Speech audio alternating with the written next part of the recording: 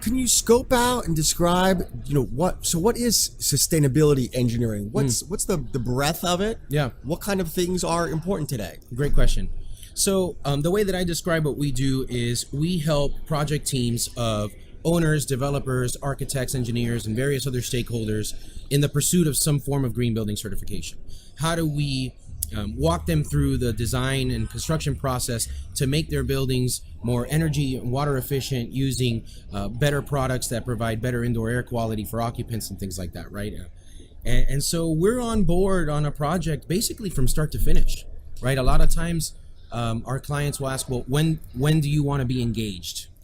I say as early as you'll have me, because if we can start on passive measures that don't necessarily require any additional funding, that will set us up for success, right? And so we try to be part of the process from early on. So it's a lot of hand-holding, right? In some ways, I like to think of myself as a kindergarten teacher, where sometimes I've gotta explain these concepts in sort of very basic terms and walk people through it, because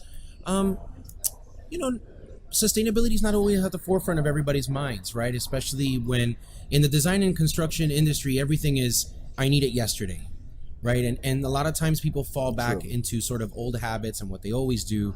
Like I can't begin to tell you how many times I've heard, but Danny, I've been doing it this way for 40 years. Indeed.